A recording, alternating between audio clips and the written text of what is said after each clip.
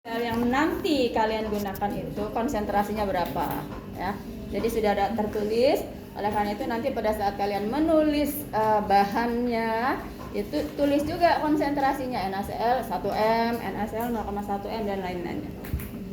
Apalagi tabung U atau pipa U, ini pipa U-nya ya, pipa U. Kemudian kertas lakmus, ini sudah ada kertas lakmus dua warna biru dan merah. Apalagi baterai kabel jepit wayar. Baterainya diganti dengan power supply ya. Jadi ini nih yang besar nih. Ini kita gunakan power supply. Baterainya diganti dengan power supply. Ada tulisannya di alatnya CDC power supply. Apalagi Kabel jepit buaya. Kabel dan penjepit buayanya kayak ini.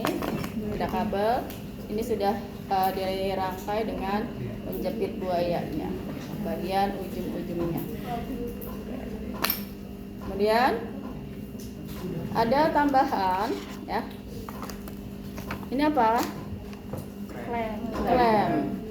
Ya, tambahannya klem dan ini apa? Statif. Cuma ini statif yang kecil. Kalau yang kemarin kan statifnya panjang ya. Ini statif. Kemudian ada lagi indikatornya PP ya. Indikatornya fenol phthalein PP. Sudah? Untuk nomor 9 ini dan nomor 8 dan nomor 9 ya. Ini nanti alatnya tidak dirangkai. Jadi kalian harus bisa merangkainya sendiri. Untuk yang elektrolisis, ini alatnya tidak dirangkai, tapi kita harus bisa merangkainya sendiri. Nah, oleh karena itu, kita coba perhatikan bagaimana cara merangkainya supaya nanti didapatkan alat rangkaiannya seperti yang sudah terpasang. Ini seperti biasa, kalau yang namanya klem ini ya hubungannya dengan statif ya. Jadi ini harus kita masukkan di statifnya. Lihat ujung yang sebelah sini yang kosong, ini akan kita hubungkan ke statif seperti ini. Misalkan kemudian kita putar sepertinya sampai dia keras dan tidak turun atau tidak goyang. Jadi sampai keras seperti ini. Kelihatan? Ini akan digeser. Coba dulu ya. Seperti ini. Udah? Alat yang kedua, perhatikan tangan klem. Ini namanya tangan klem. Ini harus masuk. Jadi jangan posisinya seperti ini, ya. Jangan posisinya begini. Ini nanti nggak bisa tertutup. Jadi tangannya ini harus masuk seperti ini. Ke tangan klem. Dan ini bisa diatur di skrupnya. Ini bagian pengaturan. Masukkan pipa U, tabung U ke dalam penjepit tangan klem tadi. Jadi perhatikan lagi, masukin jangan begini. Jangan begini. Kok ibu diajarin begitu aja? Harus diinfokan karena pada saat ujian nanti ada yang masangnya begini. Biasanya pada saat ujian ini ada yang masangnya begini. Karena dia tidak ikut pada saat latihan seperti ini, ya. Jadi ini masukkan dari bawah. Dari bawah. Ini sambil kita rekatkan. Nah, ini ya. Kita rekatkan. Ini kita putar pakai perasaan supaya dia nah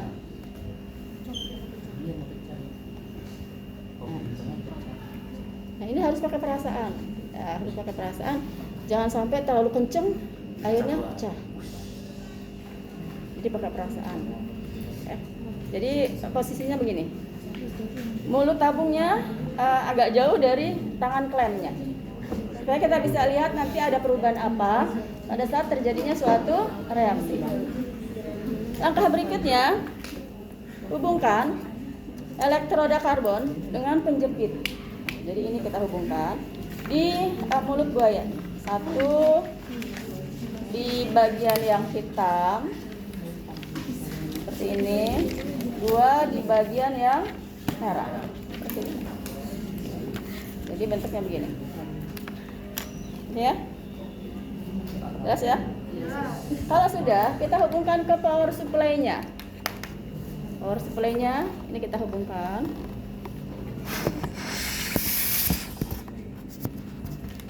Ujung yang satunya lagi. Jangan lupa untuk menghubungkannya sesuaikan dengan warnanya. Merah, ini ke tempat yang merah. Ini ada dua, ya. Merah dan hitam. Jadi merah ya di tempat yang merah, hitam di tempat yang hitam. Dan perhatikan pula di bagian power supply itu tertulis tanda plus minusnya. Ada nggak saya? Coba plus minusnya. Ada Bu. Ada ya? Ada. Yang merah tandanya Plus. yang hitam Minus. nah, itu harus kita perhatikan. Yang merah ini tandanya positif, yang hitam tandanya negatif. Nah, tanda positif artinya bahwa kabel merah ini bertindak sebagai apa? Katoda. Dalam elektrolisis. Katoda. Sebagai Katoda. katoda. Tanda plus sebagai Anoda. anoda, gitu. Jadi yang plus katoda apa anoda? Katoda. Yang plus katoda. Ah, dibalik nggak? Kebalik nggak? Coba. Kebalik. Tanda plus apa? Anoda. Tanda plus anoda. Tanda min? Anoda. Jadi tadi yang min ini warna hitam. Berarti warna hitam ini adalah katoda. Warna merah adalah anoda. Itu yang harus diingat. Ya, karena nanti harus kita tulis tuh reaksinya dan sifatnya. Oke, kita letakkan dulu. Kemudian langkah berikutnya, jangan lupa, nah ini ada kontaknya. Ini juga harus kita pasang di power supply. Ini di bagian belakang, ini di stop kontaknya ya. Kita pasang.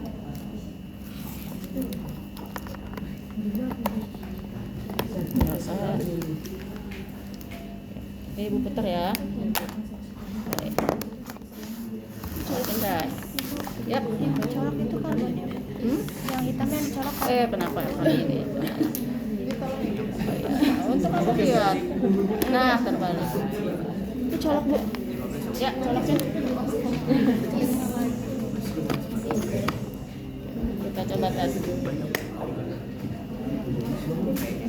Di sana udah coloknya belum, Say? Ada coloknya. Tadi jatuh. Ya? Coba pindahin saya.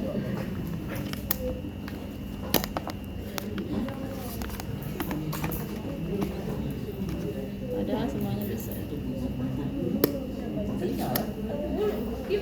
Nyala nggak? Ganti aja Bu itunya. Power supply-nya memang dari awal praktek. Oh, udah. Sorry. Nah, ya, nyala ya. Nyala ya. Nyala. Ayo langkah pertama. Apa langkah pertama? Masukkan larutan NaCl ke dalam tabung U 3/4 bagian. Ini NaCl-nya ya. Ini akan kita masukkan ke dalam pipa U-nya. Minimal 1 cm di bawah mulut tabung. Jadi cukup seperti ini. Kita nggak pakai corong, jadi cukup. Dia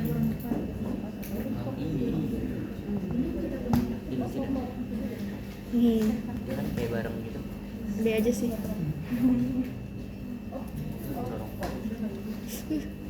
Tapi nanti pakai corong kan ya Bu? Boleh. Nanti kalau memang kalian perlu corong, nanti disediakan corong. Takutnya berantakan. Gitu ya. Tapi kalau ada corong berarti di alatnya harus ditambahin corong. Sampai gini ya. Langkah berikutnya. Masukkan elektroda C ke dalam mulut tabung yang dihubungkan dengan kutub negatif. Masukkan elektroda karbon tadi ke dalam masing-masing mulut tabung. Gitu ya. Oke. Yuk. Silakan. Masukkan elektroda C-nya masing-masing ke dalam mulut tabung. Dari sana ya, masukkan.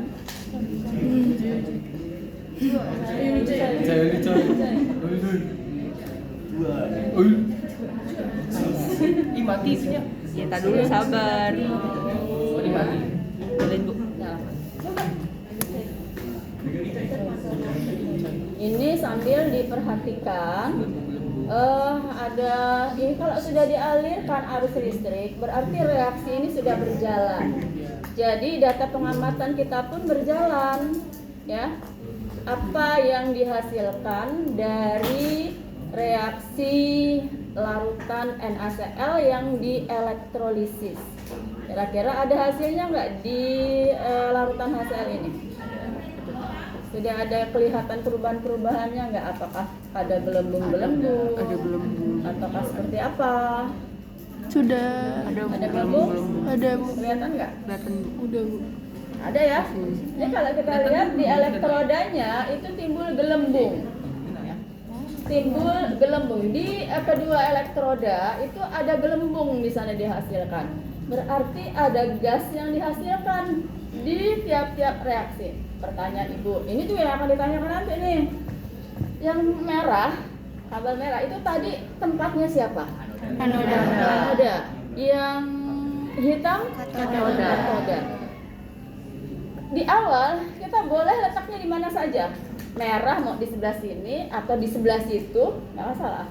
Yang pasti kita harus tahu merah ini anoda, hitam ini katoda. Kita mau putar begitu juga boleh. Ya, oke. Yang kedua, kita harus tahu lagi nih. Nah, gas yang dihasilkan di katoda dan anoda ini berbeda. Tergantung dengan larutan yang kita elektrolisis. Ini ada gasnya yang dihasilkan. Larutan yang dielektrolisis adalah larutan NaCl. NaCl ini akan terion jadi apa? NaCl itu akan terion jadi apa? Na plus Na Cl-min. plus dan Cl Cl-min. min. Na plus dan Cl min berarti yang di katoda karena ini larutan Na, ini apa nih yang bereaksi? Na. Cl. Di katoda apa yang bereaksi? Cl. Jangan lupa dibuka lagi. Itu pertanyaannya nanti. Apa yang bereaksi di katoda? Air. Na. Airnya. Na golongan 1A, dia tidak direduksi, tapi yang direduksi adalah airnya. Gitu ya. Nah, kalau yang direduksi airnya, Penta, apa rumus reaksi reduksinya?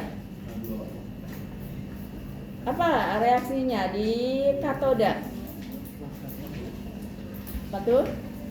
Ya, buka literasinya. Jadi kita nyambung. Apa? Elektrolisis katoda. Kalau yang direduksi adalah airnya. Sudah dapat belum?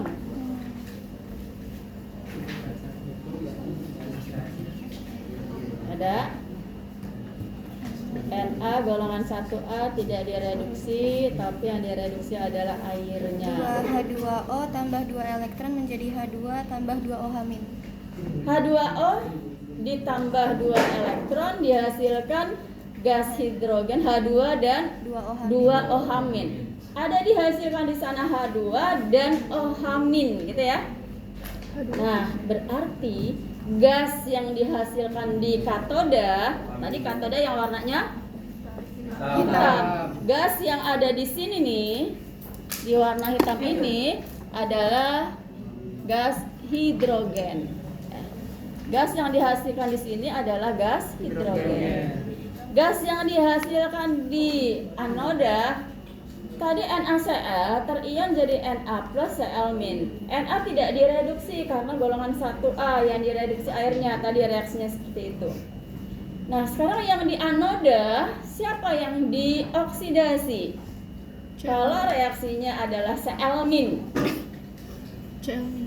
Cl-nya karena dia kan halogen. Kalau halogen berarti yang dioksidasi ya dirinya sendiri, halogen itu sendiri. Cl min menjadi mana? Cl 2 Cl-min 2 Cl-min menjadi Cl2 Cl2 ditambah 2 elektron. Jadi gas apa kalau ditanya nanti sama pengujinya apa nih? Gas apa yang dihasilkan di sini? Gasnya adalah gas klorin. Cl2. Karena itu biasanya warnanya agak kalau kita ini agak ke kuning-kuningan ya. Agak kuning hijau karena gasnya gas klorin. Ya, jadi beda nih. Gelembungnya kalau kita lihat sepintas sama, dua-duanya keluar gelembung.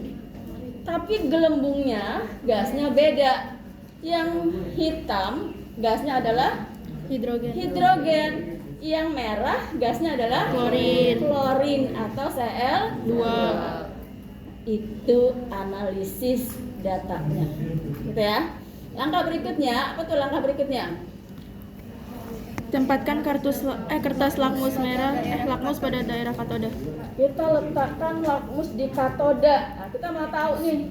Tadi di katoda selain H2 ada apa lagi? 2O hamin. 2O hamin. Kalau dia mengandung O hamin berarti sifatnya apa itu? Basah. Ada O hamin berarti tuh yang di tempatnya warna hitam ada basanya. Kita mau coba bener nggak ada basanya. Bagaimana caranya? Dengan menggunakan kertas lakmus. Lakmus ada berapa macam? 2. Satu warnanya merah, 2 warnanya biru. Kalau dia dicelupkan ke dalam larutan basah, merah menjadi Biru. biru menjadi Biru. Iya, ulangi. Lakmus biru, lakmus merah. Kalau dicelupkan ke basah, biru menjadi Biru. merah menjadi Biru. Kalau larutan itu asam, maka biru menjadi merah, asam menjadi merah. Gitu ya. Kita coba celupkan yang merah dulu ke katoda. Semuanya aja. Oh ya, gini aja. Ambil satu ya. Angkat dulu. Ya, celup bukan dimasukkan ya, dicelup.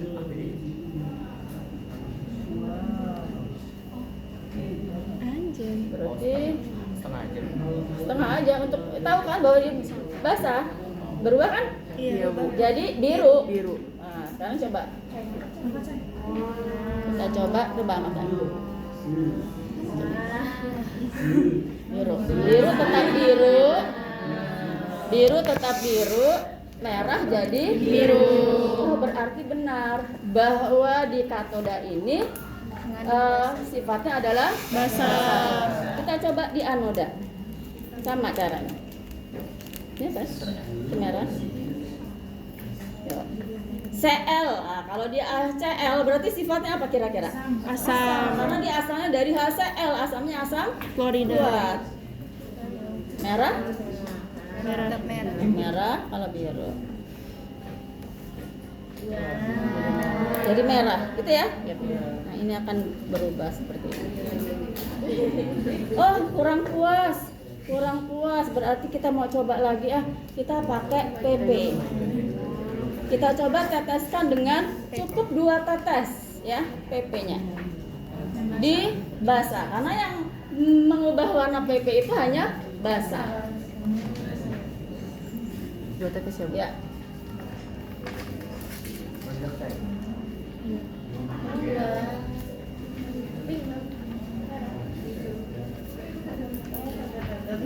Benar ya? Timbul warna pink. Kalau kita coba PP di warna merah, kira-kira berubah nggak? Enggak. Kita coba 2 tetes juga di warna merah.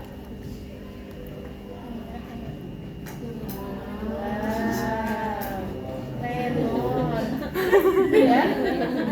Oke, ini adalah analisa data bahwa memang di katoda timbul larutan yang sifatnya Basah. sedangkan di anoda larutan bersifat asam. Ada pertanyaan? Kegiatan ujian nomor 9. Nanti larutannya dipakai aja atau Bu? Ada 2. Ada NaCl, satu lagi ada Ki, kan gitu ya? Ki. Ada 2 larutannya. Nah, kamu dapetnya yang mana? Yang NaClK atau yang KiK? Ada pertanyaan? Nomor 9? Nomor 8 sama ya? Seperti ini, cuma larutannya saja beda. Nomor 8 ya? Oh, KI ya, Bu. Kalau Iya. Jadi beda. Larutannya beda. Iya. Nomor 8 itu larutannya KI. Yang lainnya sama caranya. KI itu Iya. KI itu golongan berapa? KI, kalium iodida. KI itu kalau terion jadi apa? K plus imin. K plus dan min. K ada di golongan berapa? Satu ya. Satu A juga. Sama kan? Berarti yang tereduksi air. Iya. Ini golongan apa? Halogen juga, cuma beda unsurnya. Jadi prosedurnya sama. Cuma larutannya saja beda. Berarti reaksi di anoda buat I itu 2 imin Sama. ya. Iya. Yang tereduksi air. Ada yang ditanyakan? Hasil reaksinya sama. Sama. Semua. Yang di katode Iya. berarti air ya tetap kalau panas. Ada pertanyaan 9. Ada tidak? Tidak ada? Oke. Berarti selesai ya, 9 ya. Kita lanjut nomor Jadi itunya sendiri 6. CL tadi. 6 dulu. 6. 2 imin jadi